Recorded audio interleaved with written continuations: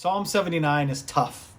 You will read this graphic, vivid description of this tragedy that happened to Israel.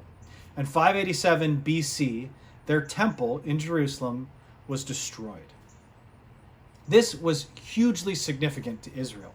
It was the place where God's presence rested on earth, and it was crumbled and destroyed to the ground by their pagan enemies. And as you read Psalm 79, and I hope you take the time to do that, it is graphic and raw and real.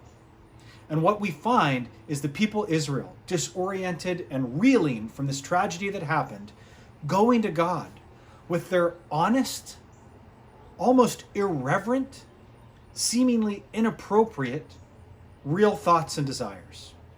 And what I'd like to impress upon you is that that's exactly where you go with those things. That you don't need to wait to clean up your act or your thought life or what you really think and feel. Is you head straight to God with all those things.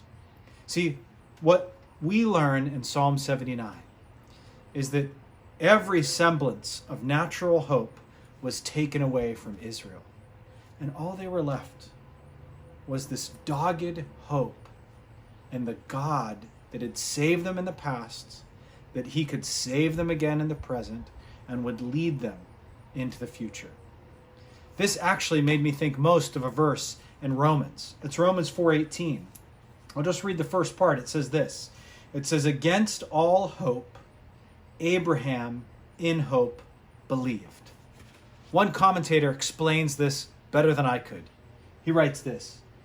He says, "Against, contrary to, what man can hope for as humanly possible, Abraham's faith was characterized by, or based on, a hope which was determined solely by the promise of God."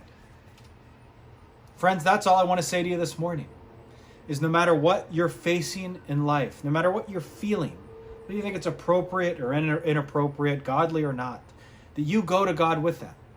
And you bring your real, honest, raw self.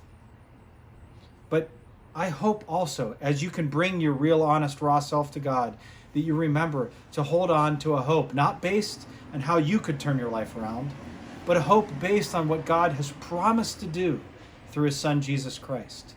That you would, again, in the words of Paul, against all hope, in hope, believe in the goodness of God and in the promises of God.